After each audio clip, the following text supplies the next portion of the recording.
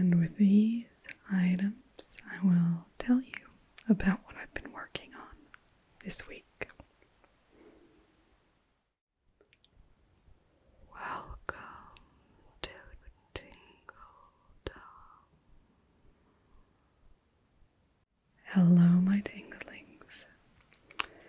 I thought I'd just sit down this morning and make a little video just to chat about where I'm up to on things. So I'm kind of in progress on a number of things, so I thought I might just have a little chat as we go through some of these items in the preparations that I'm doing for some future content.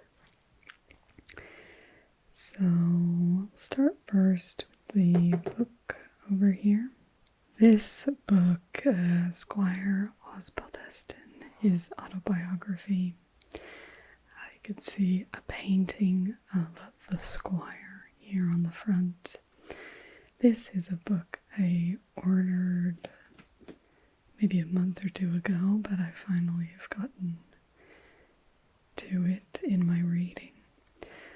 And so this is just a book that I'm reading for some background about sporting in the Regency period to get a better idea of Mr. Darcy and Mr. Bingley and how they might be interacting together on the sporting field, so out hunting or shooting, etc., etc. So this book's quite interesting. It was written by Squire Osbaldeston, who was pretty famous at the time for being a sportsman, and he liked hunting, shooting. He didn't like fishing, and he played cricket as well. And so he gives really good insights. He has little anecdotes about the stories that he has, talks about choosing horses and hounds and all that sort of thing. But so this book he actually wrote, it's his own autobiography, so it's his own memoirs, and he wrote it. There's actually a picture of, so this is what the actual manuscript looked like. It's a handwritten manuscript, and at certain parts it was quite degraded by the time it was published. He wrote it, I think, in the 1870s. And then it was published in 1926. And then this version comes from 1927. So, quite an old book. Not as old as the other book that I have, which we'll probably do a little video on when I read that one too. But yeah, so this is just a little bit of research that I'm doing. And now we'll get into the other items. Let's look at our quills. So these arrived in the mail today. Not today, this week I meant. And the quills here, I have half feather and whole feather. Even though probably to be truly authentic, they should all be removed, but the aesthetic that you can get is, I guess, too tempting for me because I think it looks more appealing. So these are actual turkey feathers or goose feathers, I don't remember which. And so this is quite like what a Regency quill would have been like, the actual feather, and then they did just cut their nib into the feather itself.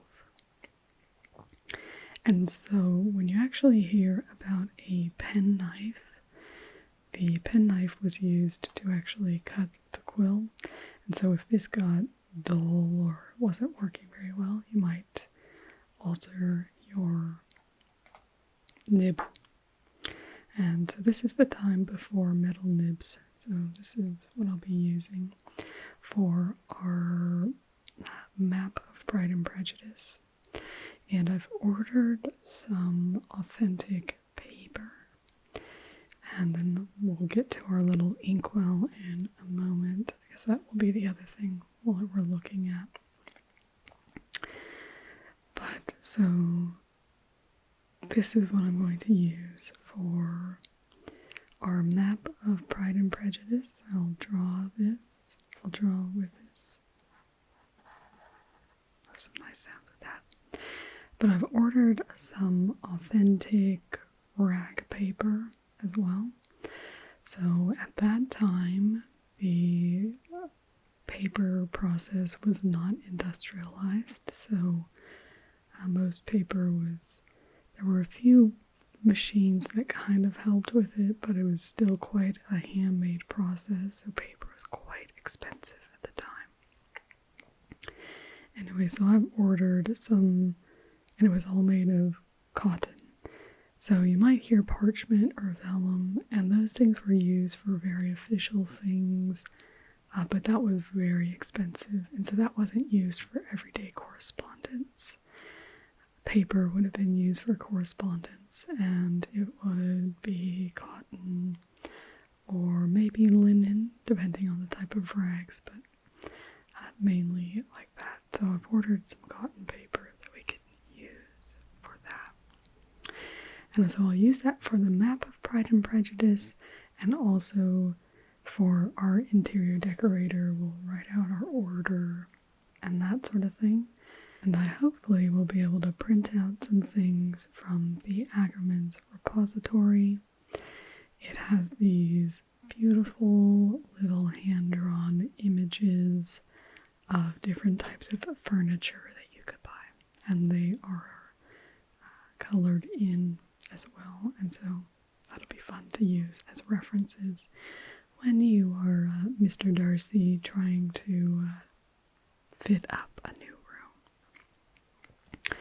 So we'll use our quills for writing in that, but what would a quill be without any ink?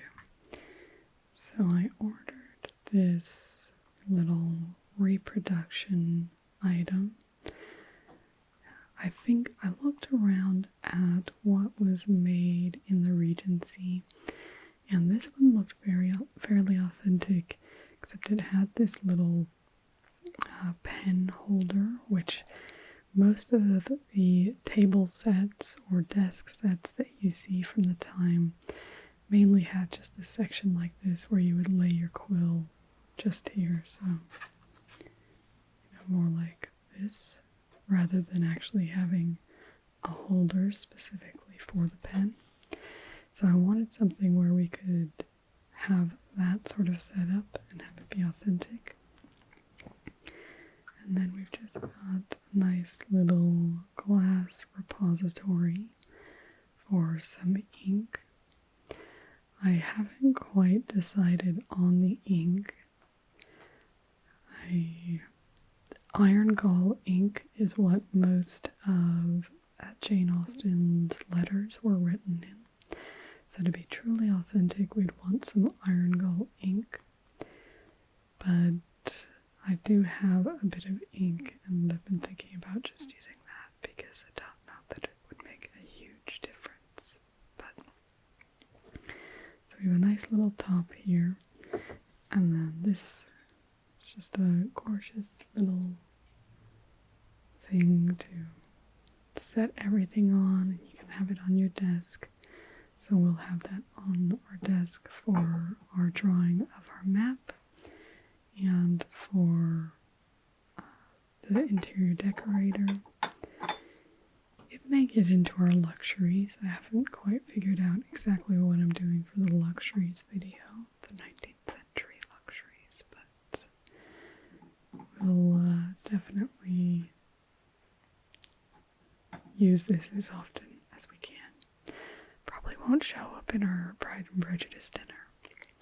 That's going to require a few more props, which I don't have yet. So if you do want to help me in getting some more props for those and other videos, feel free to pop a thanks on this video, or you can join me as a Tingledom hero that would be greatly appreciated. So now we'll get to our last item that I've been working on. So this is a little mock-up for a short stay, which is basically the Regency equivalent of a corset, if you want to go back in history, or a little forward, or a modern day bra. But in Regency time, they did actually a lot of times use these shorter versions. They were very embracing of the female's natural form, and so gave a bit of lift to the bosom, but otherwise you kept the silhouette intact. So I actually have a video that will be coming, which is the unboxing of the patterns for the stay and the gown. So that will be coming probably in the next month or so. And I've been working on fitting this pattern to see if it's quite going to fit me correctly before I order the fabric for the final version, to make sure I'm going to have the right amount of fabric and that I know that it's going to fit well. So trying to get the stays and gown done by November is the overall goal, I guess. It is a bit of a project to do. I'll have to do a mock-up here. A mock-up of the gown. And so this one you can see, I've just put metal pieces. This I'll actually hand sew the eyelets in. When we do the final piece, we'll be using an authentic tying device. I'm just doing this to see the fit. And then it's actually supposed to have a drawstring around here. So I've actually found that quite interesting, is seeing how they brought fitting together without elastic. And I actually find it a little bit appealing, because elastic is something that actually is one of the first things to wear out on our modern undergarments. And so seeing how they did it without elastic makes me think that maybe there's some wisdom in that. So this is also what I've been working on. So that's just a few of the little things. We're in a lot of in-progress things. There's a lot of preparatory work. Obviously the reading of my book is more for the writing of my book, which will lead into more content in probably the long term than the shorter term. But getting our props, that's for the short term, and this is more medium term. So we've got a kind of few things that are in progress.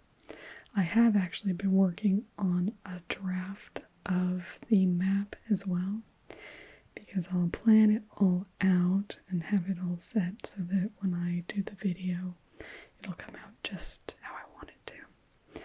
So I've been working on that as well, but I don't have anything to show for that. So just wanted to let you know, little updates, get some teasers on what's to come, and hope you have a wonderful day, a wonderful